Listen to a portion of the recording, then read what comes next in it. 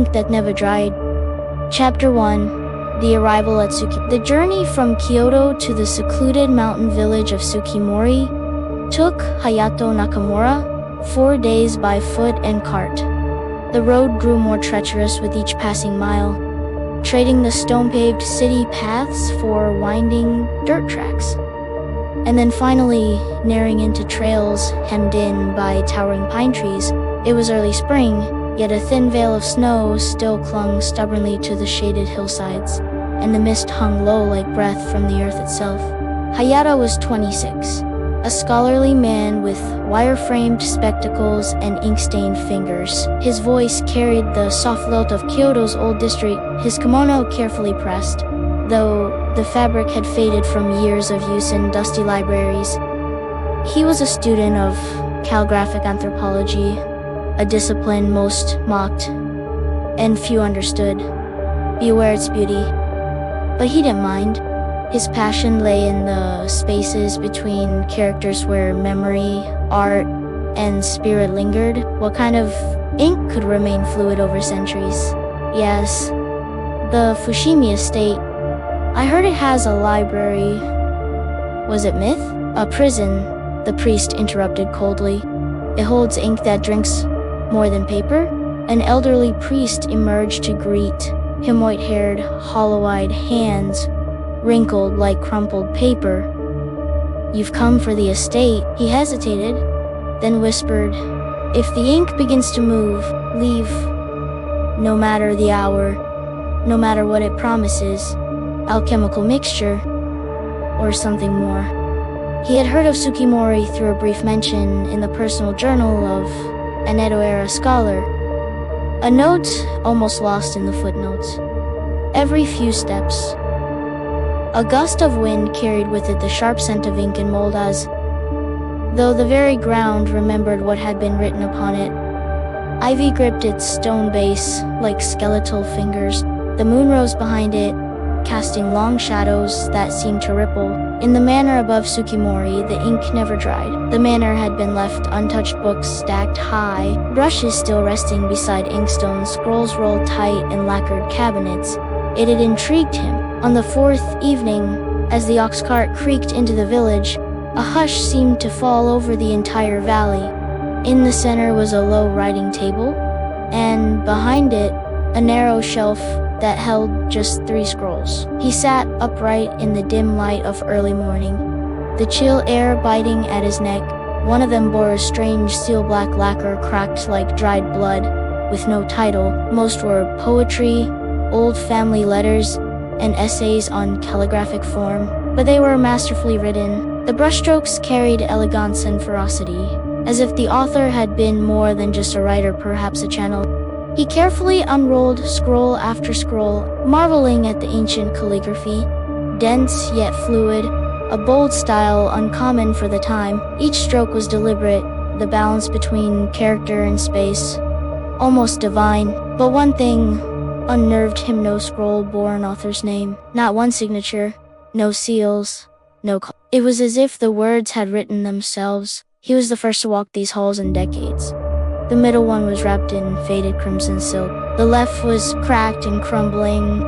Tsukimori was small, just a few dozen wooden houses with steep thatched roofs, clustered along a winding stream, and glistening, as if still wet centuries after its creation. Smoke drifted from chimneys, though no laughter or chatter accompanied it. It was heavier than the others, as if something inside strained against the parchment. His fingers tingled slightly as he touched it. The villagers stopped their tasks to stare as Hayato passed. He bowed politely, but they said nothing in return. He disembarked near the lone Shinto shrine, a crooked structure flanked by an ancient, lichen-covered torii gate. You must be the scholar, the priest rasped. Hayato nodded. Not a library. Hayato offered a polite laugh. Surely that's just old superstition. The priest held out a black iron key tied to a piece of rice paper talisman. Hayato took the key.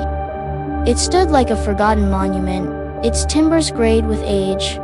The once proud red shiji doors, now faded and torn.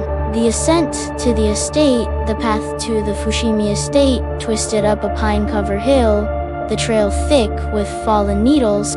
At the crest, the estate came into view. Hayato paused before the entrance, then slipped the key into the old iron lock. It turned with a metallic sigh. Inside, the air was dry and heavy, thick with the scent of old parchment and cedar. Dust swirled in the lantern light as he explored. He felt the thrill of discovery.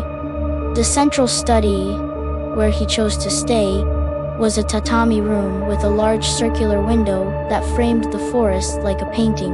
Hayato left it untouched that night.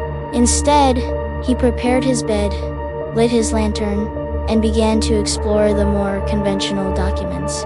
As he lay down to sleep, the wind whistled through the wooden slats of the old house, a high, whispering note that almost formed words. That night, he dreamed of a scroll unraveling endlessly, its letters shifting like eels. Chapter 2: The Scroll with No Author. Hayato awoke to the sound of ink dripping. Not a tap, not a distant leak, but a steady plip plip plip close by, like drops falling from the ceiling onto the tatami mat. But there was no ink, no stain, no ceiling leak, just silence. He chalked it up to a dream and busied himself cataloging the collection. He weighed it in his hand. By mid-afternoon, curiosity drew him back to the 3 scrolls on the back shelf, but it was the one on the right, the sealed black scroll, that called to him. The lacquer had dulled, the seal brittle. He waited until nightfall before unsealing it. The scroll unfurled with an audible hiss, like breath drawn after centuries of silence. At first, he saw nothing. Then, as he turned it slowly beneath the lantern light, the ink rose up from the parchment in faint relief, jet black. The title was brief: Samino Oniza Inka Daemon. A cursed masterpiece. Hayato stared in disbelief. Every kanji shimmered with a texture unlike normal ink. It didn't bleed, didn't fade. He touched one of the characters out of Habitan, pulled his hand back instantly. The ink had the chill of metal and the slickness of oil. A poem was written vertically down the scroll. As he translated it aloud, his voice quavered with brush of bone and ink of shade. I write the name that must not fade, each stroke a soul, each curve a chain, to bind the void and birth the bane. Who reads aloud shall not remain. He stopped at the last line. There were no footnotes, no historical notations, just a blood-like smear beneath the final verse. Poetic curse, he muttered, probably apocryphal. Still, he carefully rolled the scroll and placed it back. But the air had shifted, he could feel it. The warmth from his lantern no longer touched his skin. It was as though something in the room had begun to breathe. That night, he dreamt again. At the center stood a figure in a black kimono, brush in hand, but with no face, only eyes formed from ink, bleeding down his cheeks. He walked through halls of parchment, where the walls dripped with black words and voices whispered behind the pages. Chapter 3: Unwritten Words. The scroll was open across the floor. Though he distinctly remembered sealing it again, Hayato awoke, drenched in sweat. What's more, new characters had appeared on it. They were in his own writing, not copied from the scroll, not translated. Something original, something alive. The sun had risen, but the woods around the estate remained oddly dim, as if the light had no strength within the hill's shadow. Villagers watched him from afar, lips pressed shut. He checked his journal. Its pages had been scrawled over with unfamiliar poems, all in his handwriting. The margins were full of repetitive characters. It was made by a man whose name has been erased, not forgotten, but consumed. Kakaseto. Kakaseto.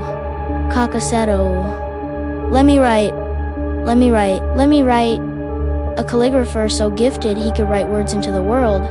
He wanted to live forever through his writing, so he made ink with the ashes of the dead, and it lived. Panic crept in. Was he writing in his sleep?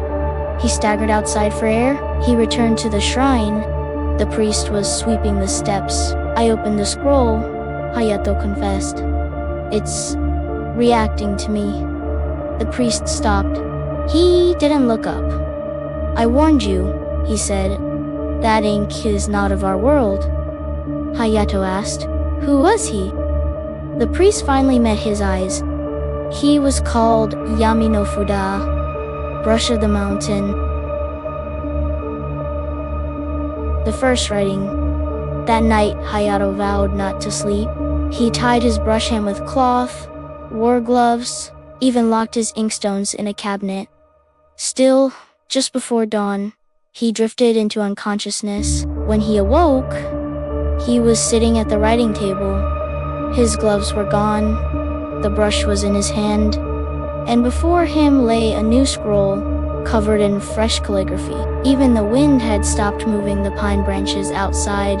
Silence had nested in the manor like a parasite. The birds no longer sang near the estate. The characters danced like fire. Their meaning shifted when he tried to read them. Other times, the writing on the black scroll would glimmer faintly, as if it were waiting. At the bottom, 3 kanji stirred back. Shenjurbi Yamino, food. The ink shimmered still wet, and for the first time Hayato noticed the ink had a scent. Not ink. Don't let ghosts see themselves. But then he noticed something disturbing in the mirror of the study. His reflection lagged. It moved a fraction too late, and the expression on its face wasn't his. Not lacquer, blood-choked or four. The mirror, ink, not sputtered, dimmed, as if someone had drawn a veil across it. Hayato no longer knew when he was awake or asleep. The nights bled into the days like spilled ink across a page, smudging the boundaries of time and thought. And the scrolls, they watched him, not literally, of course. But sometimes, as he passed them, a corner of one would shift as if catching its breath. He began to cover the mirrors in the estate. At first, it was only superstitional, habit inherited from his grandmother. Usid, one evening, while brushing dust from a mirror he'd forgotten to shroud, he caught the reflection of the scroll behind him. Except, in the mirror, it was unfurled, even though he'd left it sealed, and it wasn't blank. The scroll in the reflection had writing a page-long sutra repeating over and over a single sentence, written in ancient script. I have found him. I am in his hand. The calligrapher's ghost Hayato stayed in the study that night, watching the scroll, determined not to sleep. At precisely 2:30 a.m., the oil lamp dimmed, not flickered. That's when he heard the scratch. It came from the wall behind the scroll shelf, slow, deliberate, like someone writing or carving. He moved closer, heart pounding, brush in one hand, the black scroll in the other. The shelf shuddered. Then it slid open, revealing a hidden alcove. Inside was a low table, and on it a single slab of mirror-polished obsidian, flat like a writing desk. On that surface, words were appearing, written not by hand, but by themselves. The ink bubbled upward from the stone, coalescing into characters. Hayato read them aloud before he could stop himself. Not wind, not breath, just pressure, a shape, watching. Ink is not bound by flesh. Ink does not forget. Ink never dries because it is alive. As the last word formed, he felt that a presence behind him. He turned. No one. But his brush had moved. On the table behind him, a new scroll had begun. The first line written in his hand, The vessel awakens. The whispering brush. The next day, Hayato walked into the village, scroll in hand, seeking answers. He approached the shrine again, but the old priest was not there. She was the daughter of a shrine keeper here. A century ago, she wrote about the calligrapher of the Fushimi estate. Said he made a pact, only the maiden, the one who had whispered a prayer when he first arrived, her name was Shio. When she saw the scroll in his hand, she stepped back in fear. "You opened it?" she whispered. Hayato nodded. "You have to burn it." He scattered rice around the room. He drew talismans using the ink from the shrine-white ash, mixed with sacred cedar. It won't burn. It repels water. It moves when I'm not looking.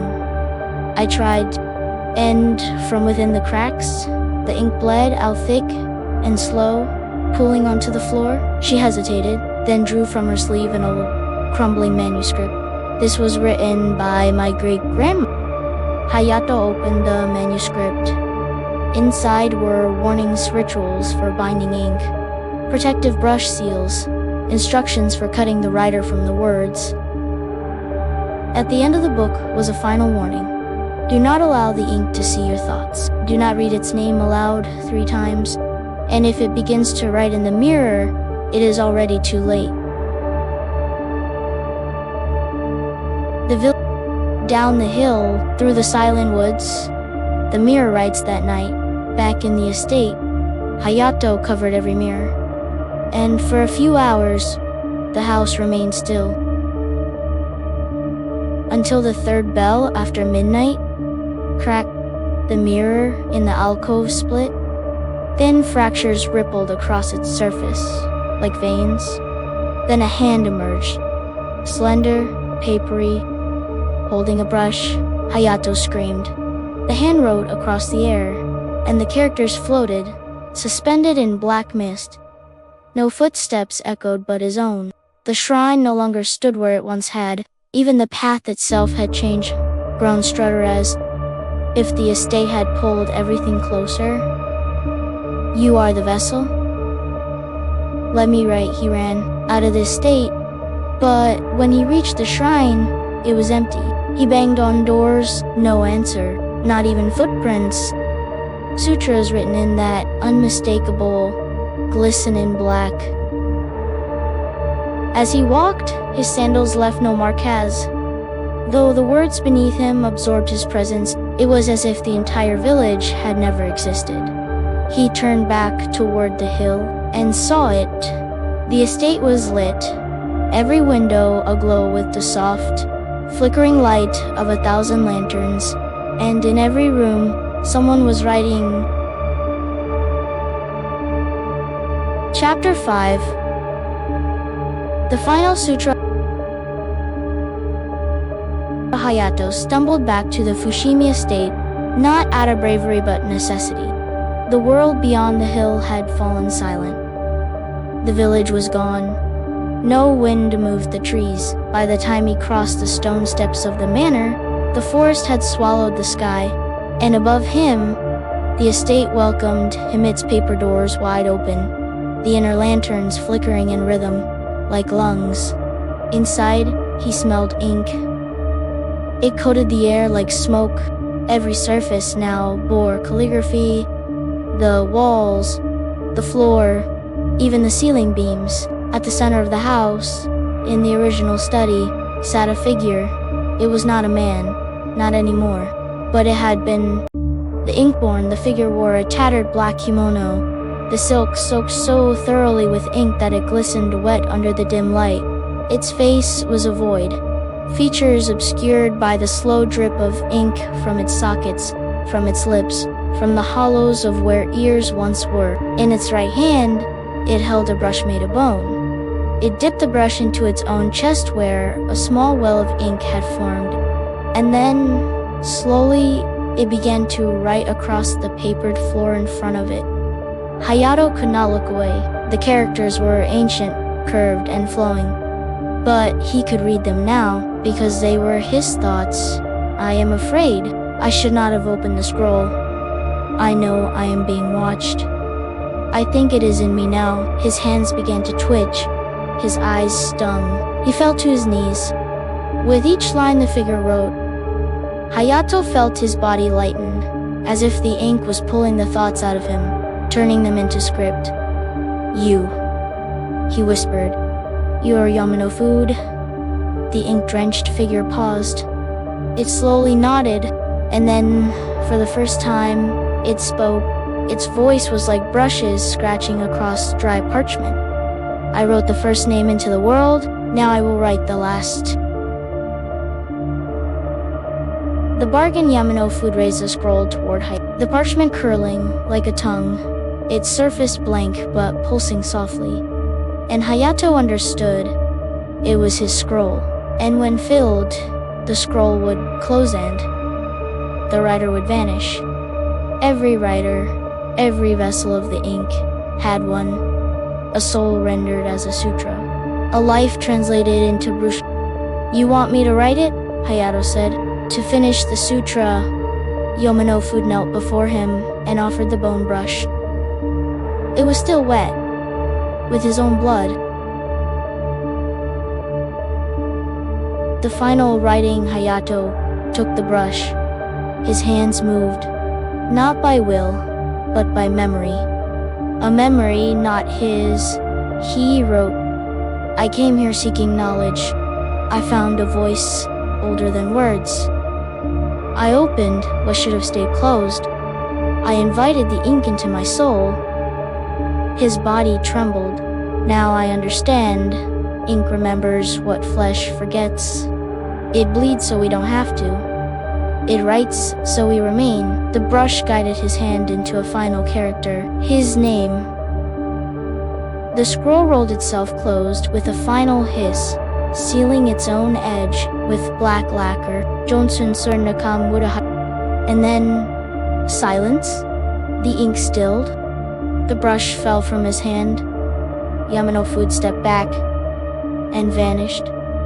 Not in a flash, not in smoke. He simply bled into the words, leaving nothing behind but a ripple on the parchment. Epilogue. A scroll on the shelf years later. A new scholar passed through a forgotten valley deep in the mountains of Naga. He came seeking a rumor that a hidden estate held a collection of scrolls with ink that never dried. The estate was there, though the villagers claimed not to see it. The scholar ignored their warnings. He entered the Fushimi estate with a lantern and excitement in his eyes. He found scrolls, hundreds of them, one in particular called Tuhima. Sealed scroll with no title, heavy in his hand. As he unwrapped it, the lacquer seal cracked. And inside, the first line shimmered. Let me out. Let me write. Let me speak.